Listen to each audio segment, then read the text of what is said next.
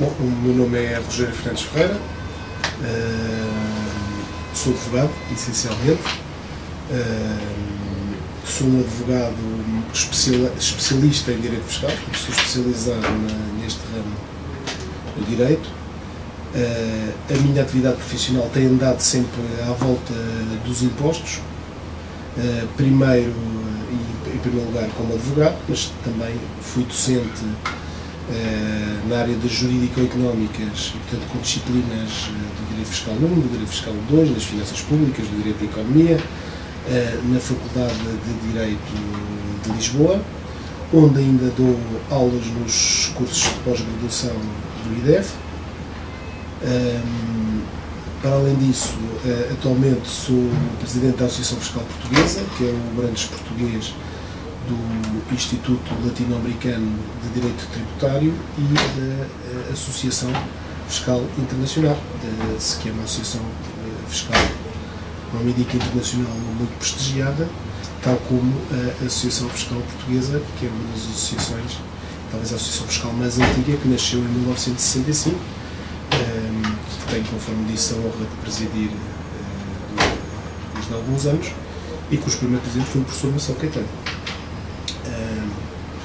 O que nos pode dizer então depois do caminho até à sociedade? O meu percurso, eu comecei por trabalhar num escritório de pequena dimensão. Praticamente o escritório era constituído por mim, pelo meu pai e por um colega meu, o Gonçalo, que ainda hoje, aliás, trabalha em prática individual. Portanto, éramos 3 pessoas. Trabalhei cerca de 10 anos com o meu pai. Em determinado momento da minha vida achei que devia ter outro tipo de experiência num escritório de uma dimensão um pouco maior. Portanto, estive no escritório do professor Célio Correia durante cerca de 2 ou 3 anos. Portanto, na altura era um escritório de média dimensão, portanto tinha à volta de 30 pessoas. Neste interim também tive o privilégio de poder trabalhar com o Dr. Guilherme Oliveira Martins no governo, portanto foi secretário de Estado dos Assuntos Fiscais durante um período de cerca de 1 ano, portanto em 2001 e 2002. E depois, em 2004, fui para um grande escritório, talvez o maior escritório português, que é a PLMJ, onde estive até, portanto, entre 2004 até 30 de abril deste ano. E, portanto, a partir do dia 1 de maio deste ano, resolvi, com os colegas da minha equipa que eu fui recrutando e que já habituados a trabalhar comigo, em constituir um escritório novo, na área daquilo que os ingleses chamam de Business e Tax, que no fundo é a área de atividade em que nós exercemos a advocacia. Portanto, o meu percurso é um pouco este. Estive, por um lado, num escritório de pequena dimensão, num escritório de média dimensão, num escritório de grande dimensão. Voltei agora, porventura, ao ponto de equilíbrio, no escritório próprio. Tive esta experiência também do lado da administração tributária, que foi muito enriquecedora, para além do prazer que me deu trabalhar com as pessoas com que trabalhei também nessa altura, que são hoje os meus amigos, mais amigos. E portanto, é um pouco o meu percurso. O meu percurso é este. Portanto, temos agora todos juntos aqui neste escritório uma nova etapa. E como é que veio o começar? Em maio de 2012, como disse, precisamente no meio de uma crise instalada completa em Portugal. Como é que... Ou seja, também exige uma certa coragem para fazer isto, portanto, como é que está a ver Repara, eu acho que há aqui alguma continuidade, não é? Portanto, eu mantenho os meus clientes de sempre, com quem trabalho. Alguns vêm já do escritório do meu pai. Posso dizer que o meu primeiro, o meu segundo e o meu terceiro cliente ainda são hoje meus clientes, portanto percorreram um pouco esta minha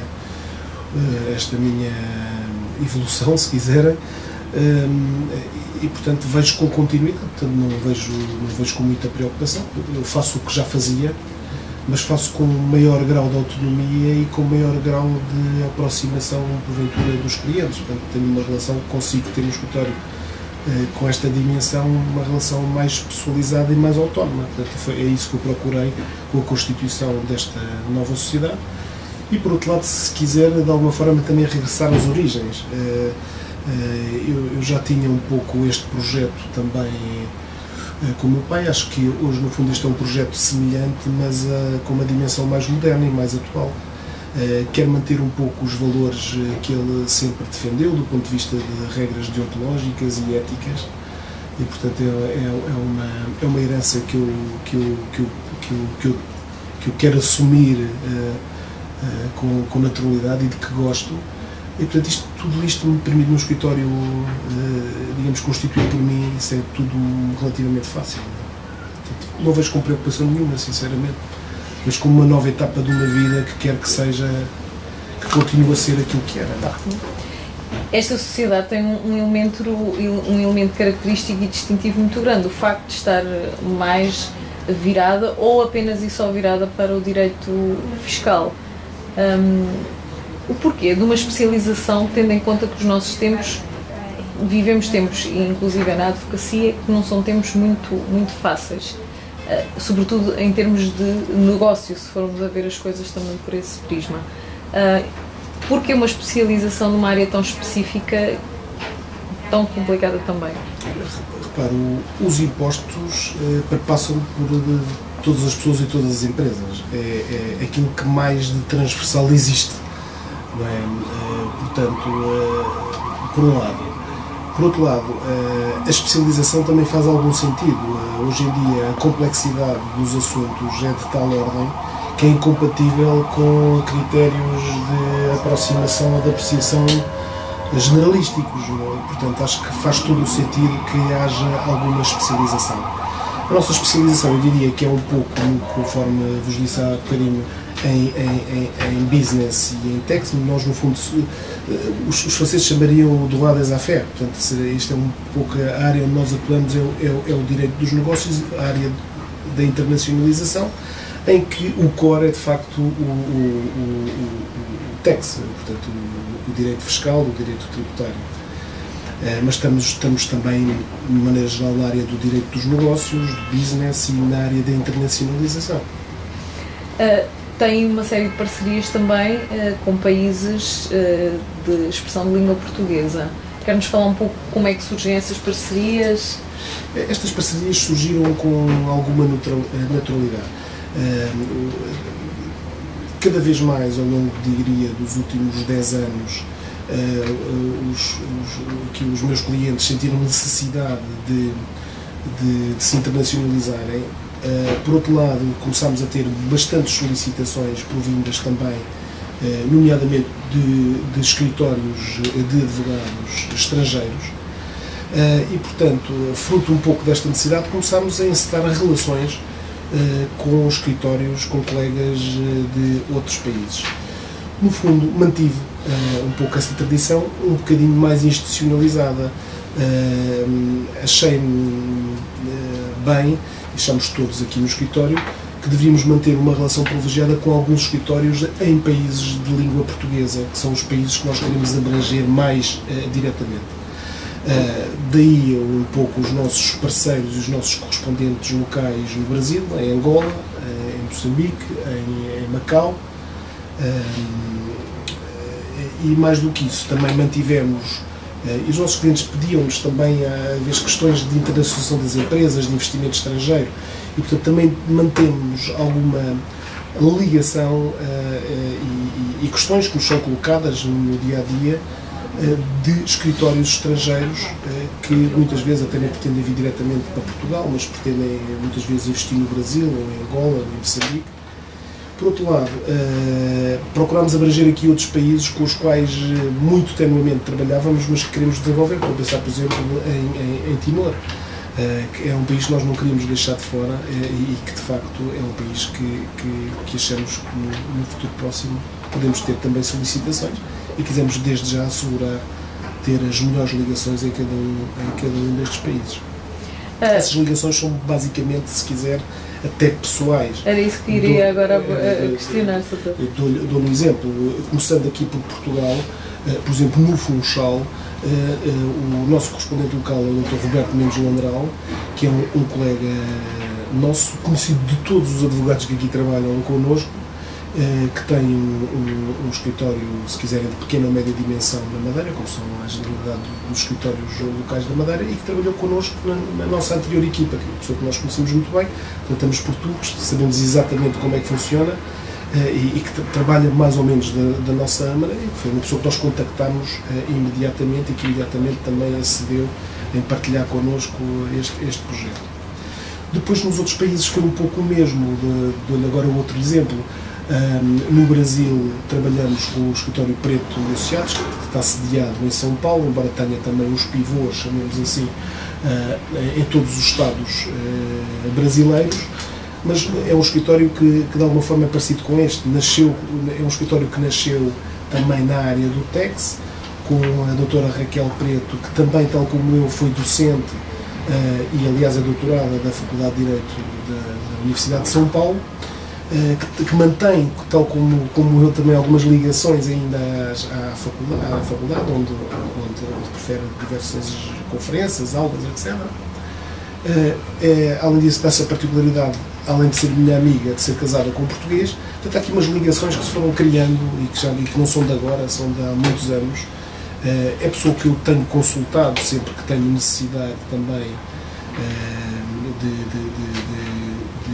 de dar algumas respostas em matéria de legislação, nomeadamente fiscal brasileira. Depois, por exemplo, em Angola, a nossa ligação começou por ser com a Alexandra Nascimento Gonçalves, que foi uma colega que também trabalhou comigo na minha anterior equipa, durante cerca de 1 ano e meio, que é filha de um muito conceituado advogado angolano, que é o Dr. Manuel Gonçalves, e que tem um escritório de advogados de renome em Angola, que é a MGA, portanto, com o qual nós partilhamos também esta parceria. Assim foi nos restantes países. Em Dili, por exemplo, é o Dr. Domingos Moraes Cristão, que é amigo de um dos meus melhores amigos, que me apresentou aqui há uns anos e que eu nunca me esqueci de o contactar para, de facto, para um projeto de ligação nestas matérias. Portanto, é também o nosso correspondente. Depois, em Macau, também se deu a sorte de uma pessoa nossa conhecida e amiga ter ido viver para Macau, ser advogado em Macau, e, portanto, obviamente que mantivemos imediatamente esta ligação. Portanto, as nossas ligações são, de facto, ligações que acabam por ser um bocado pessoais, são pessoas que nós conhecemos, com quem trabalhamos ou queremos trabalhar de determinada maneira, com os nossos valores, e a quem nos ligamos de imediato com enorme facilidade. Tendo um parâmetro mais internacional e por conseguinte uma visão mais global das diversas sociedades advogadas com as quais trabalham, como é que encaram a questão, por exemplo, da temática da publicidade no que concerne às sociedades de advogados, fazendo paralelismo entre Portugal e também o mundo lá fora com os quais têm contactos? Repare, nós não temos nestas matérias a tradição de outros países, nomeadamente dos países anglo-saxónicos, que são um bocadinho mais abertos nestas matérias. A meu ver, até porventura bem, porque faz algum sentido manter algum recato do advogado por razões várias que se prendem até com relações de confiança, de sigilo, etc. Mas é evidente que as novas tecnologias, os novos meios de comunicação, obviamente que fazem com que as coisas se modifiquem. Portanto, não vejo como sequer complicado que haja algumas formas de comunicação, de apresentação, como esta, aliás, não é? Como esta das sociedades de advogados, por exemplo. Também os advogados não se podem fechar ao mundo, e o mundo hoje não é o mundo de há 50 anos, portanto faz algum sentido que haja alguma evolução. Aliás, a própria interpretação das regras estatutárias tem ido um pouco nesse sentido e provavelmente, até diria mais, é muito provável que o próprio memorando da Troika imponha algumas mudanças ao nível deste tipo de associações profissionais e que transversalmente cria aqui regras um pouco diferentes daquelas que atualmente existem e que porventura podem ser, se quiserem, aperfeiçoadas. Já agora, pegando na temática então da Troika, como é que está a ver as modificações que estão a aparecer no meio judicial, quer com o mapa judiciário, quer com a alteração agora da legislação do trabalho, quer com outras modificações que realmente estão previstas pelo memorando? Eu conheço melhor, digamos, a lógica e a realidade dos tribunais fiscais, ou se quiser, dos tribunais tributários, dos tribunais administrativos e fiscais, que é aquela com que eu lido mais no dia-a-dia. Quer dizer, no geral, vejo com grande preocupação os atrasos na Justiça, que são atrasos que se verificam também na Justiça tributária. Na Justiça tributária vejo, aliás, que a celeridade que nós verificamos nas decisões administrativas da administração tributária não é compaginável com os atrasos que se verificam nos tribunais tributários. Nesta perspectiva, a Troika, como sabe, impôs aqui algumas regras, nomeadamente que os processos acima de determinado valor fossem apreciados por um grupo de juízes que os despachassem mais depressa. Isso tem vindo a verificar-se, mas não tem vindo, tanto quanto temos verificado, não tem vindo a resolver o problema, porque o número de processos que saem não é compatível com o número dos processos que entram. Portanto, este problema mantém-se de alguma forma. Portanto, provavelmente a solução não passa por criar mais tribunais ou por criar mais juízes, passa por modificar algumas regras. Algumas já são quase ancestrais, não é? E dependem de alguns princípios do direito tributário e que se calhar convém serem um pouco repensados, pelo menos numa fase prévia e administrativa. Quer dizer, faz algum sentido que haja formas de resolução pré-judicial dos litígios tributários. E, portanto, esta matéria, aliás, aproveito para dizer que há uma cartilha até relativamente extensa num relatório que foi apresentado ao Governo em 2009 e que, aliás, muitas das medidas que lá estão têm vindo a ser felizmente concretizadas, quer pelo anterior Governo, quer pelo atual, e que são medidas que efetivamente promovem a celeridade da justiça tributária e, mais do que isso, que promovem a simplificação dos procedimentos, dos processos e das próprias regras. Portanto, tudo o que for neste caminho é um caminho que é obviamente positivo e é um caminho de modernização. Nós queremos nos comparar com os países mais evoluídos, não é com os outros, não é? Queremos comparar com os melhores e não com... Mas como é que vê a justiça tributária, quer do ponto de vista do Estado, quer do ponto de vista do contribuinte? Ou seja, neste momento o peso... Eu vejo que a administração tributária tem procurado cumprir o seu papel. Aliás, é curioso ver que nos últimos anos, em termos de eficiência tributária, a administração tem sempre cumprido todos os anos o papel que é pedido no sentido de cobrança da receita fiscal. Nos últimos anos tem tido mecanismos, meios, instrumentos, nomeadamente informáticos. Quando digo nos últimos anos, até digo nos últimos 15, 18 anos. Aliás, isto vem provavelmente do tempo do professor César Franco, quando se começou a investir nas novas tecnologias informáticas. Eu lembro nessa altura, os serviços de finanças não tinham computadores, não é? Portanto, temos que ter um bocadinho esta realidade presente. A evolução que se fez nos últimos 15, 18 anos é uma coisa absolutamente impressionante. Eu lembro-me, só para ter uma ideia, que em 2001 veio a Portugal uma delegação belga precisamente para estudar o nosso sistema tributário e informático, porque queriam retirar daqui algumas conclusões e repensar o deles em função do que nós aqui tínhamos. Esta ligação da administração tributária, digamos, aos mecanismos bancários de cobrança é uma coisa, de facto, muito interessante. E tem havido uma evolução enorme, como todos nós sabemos. Quer dizer, o fisco hoje é um Big Brother que anda sempre, já conhece bem cada um dos contribuintes. O que se calhar vai permitir outras evoluções, nem sempre queridas por todas as pessoas. Como sabe, já se fala no imposto sobre o património líquido, não é? sobre o património. Foi-se há coisa de uma semana. De facto, hoje em dia é relativamente fácil para o fisco, pelo menos no que respeita a bens registáveis, saber onde é que eles andam, onde é que eles estão e de quem são. Não é? O fisco tem acesso a esse tipo de informações e tem essa informação absolutamente catalogada.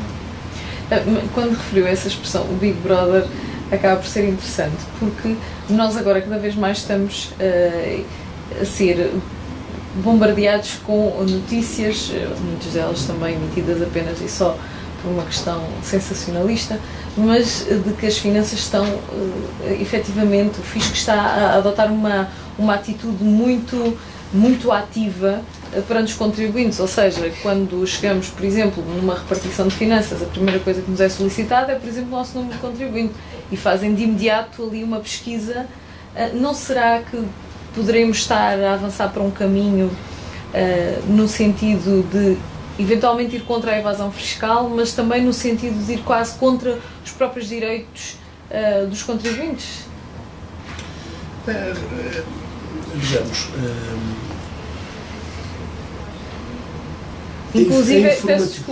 Inclusive hoje até surgiu uma notícia acerca da questão das multas rodoviárias, os próprios transportes públicos, as pessoas já poderão ser abordadas. Tem vários problemas associados. Em primeiro lugar, quer dizer, a informatização dos procedimentos e dos processos é obviamente um bem, e até acho que é mais bem do que mal, mas é também um mal. Portanto, há sempre formas intrusivas que são muitas vezes menos controláveis. Portanto, cabe ao legislador e aos tribunais e à própria administração tributária ter todo o cuidado para retirar tudo o que é de bem destes novos sistemas e desta informação dos procedimentos digamos, diminuir ou atenuar tudo o que deles resulta de intrusivo e, portanto, garantir o contribuinte que há meios de defesa contra alguma ilegalidade que seja efetivamente praticada ou com algum excesso de zelo que possam ter também os próprios funcionários tributários. Mas é inevitável que vamos caminhar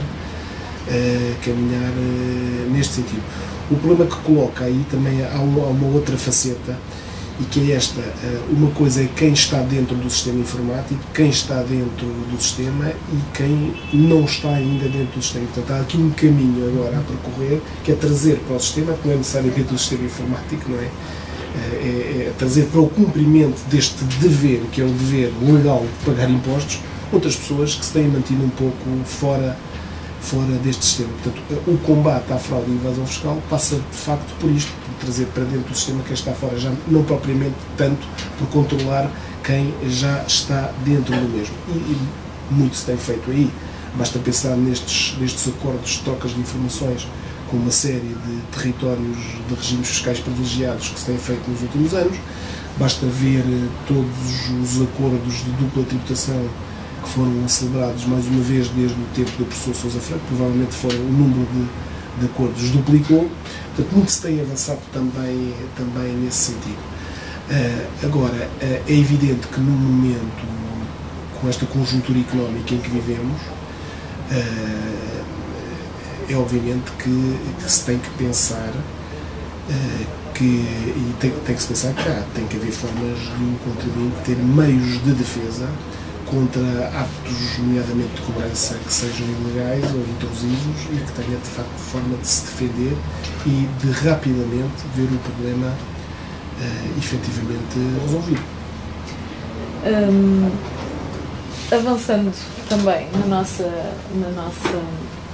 entrevista e falando um pouco da área, o Sr. Doutor também teve uma intervenção ativa, sobretudo na área da docência.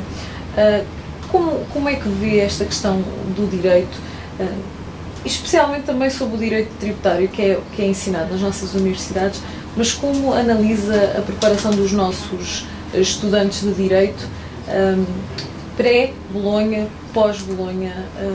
Qual é a análise que o Sr. faz? Eu tenho uma perspectiva muito positiva das novas gerações. Portanto, já trabalhei com muitos estagiários e tenho apanhado estagiários absolutamente fora de série, quer os pré-Bolonha, quer os pós-Bolonha, porque não faço à partida distinção nas pessoas. O que acho é, por outro lado, que, digamos, acho que o curso de Direito não deve ser um curso curto, não vejo isso difícil, quer dizer, acho que não pode ser um curso de 3 anos. Portanto, acho que mesmo os 5 anos da licenciatura é curto para uma ciência tão complexa e tão diversificada e tão especializada. Portanto, nessa perspectiva, acho que os 5 anos me parece adequado, mas também o pós-Bolonha tem também, está dividido de outra maneira, tem também, como sabe, depois os mestrados, as pessoas hoje em dia têm formação contínua, portanto, e depois também nas faculdades aprendem os grandes princípios, digamos, é a prática, pelo menos no direito, é a prática que depois lhes vai dar os ensinamentos mais concretos dos princípios e das teorias que apreendem nas universidades. Às universidades não cabe informar, cabe formar, portanto, dando esse esqueleto, esta estrutura de pensamento. Depois acho que o dia-a-dia do estágio, por exemplo, vai permitir o desenvolvimento necessário para que os advogados possam dar as respostas mais adequadas aos seus clientes. Muitas vezes essas respostas nem sequer se ensinam, não é? Muitas vezes não se ensinam, são sensibilidades, são...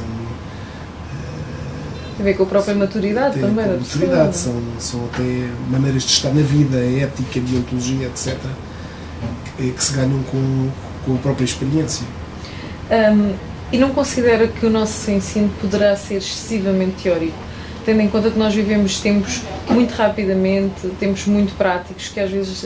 Acho que não, para dizer a verdade, acho que não, se calhar estou aqui um bocadinho contra a corrente, mas acho que não, porque acho que a universidade tem esse papel de formação, mas cabe depois ao estágio dar essa outra vertente prática aos ensinamentos que se recolhem nas universidades.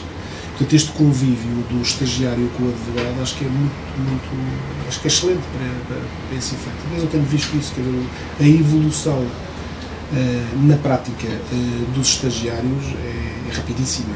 Não é? Um estagiário, ao final do ano, portanto, uma evolução muito rápida. As pessoas estão muito abertas, aliás, os jovens estão muito abertos às novas tecnologias, portanto, recolhem a informação num ápice. Portanto, e hoje em dia o problema também é de recolha de informação. Não é? Onde é que estão as informações? Não é? Mas saber escolhê-la, com muita rapidez, um advogado mais jovem apreende. Portanto, este ponto de equilíbrio entre a experiência por um lado e a juventude do outro, acho que é benéfico para o próprio cliente. Então, tendo em conta os advogados que estão a ser formados e que têm acompanhado também, tendo em conta os advogados já existentes, como é que caracterizava o perfil do advogado aqui mais nesta área, até nesta área mais fiscal? Os advogados são pessoas como as outras, não é? Portanto, claro. não tenhamos aqui ilusões. São pessoas como as outras, não são boas nem são más, são pessoas. Seja como for, têm alguns deveres especiais, não é? Portanto, posso dizer, como eu vejo o advogado, que é diferente, não é? Eu vejo o advogado como uma referência social e desse ponto de vista o advogado como um conselheiro, como uma referência ética e deontológica, quer dos colegas, quer das outras pessoas. Portanto, vejo um advogado como uma pessoa que soluciona problemas, que não promove litígios, que é conciliador. Portanto, vejo o advogado nesta perspectiva toda ela positiva, não é? E favorável à profissão. É evidente que nesta profissão, em Portugal, devemos ter quase 40 mil advogados, portanto, há de haver naturalmente de tudo, mas posso dizer que tenho a melhor impressão da generalidade dos colegas com que lido e, apesar de tudo, do cumprimento de regras de deontologia entre nós que muitas vezes não encontramos nas outras profissões.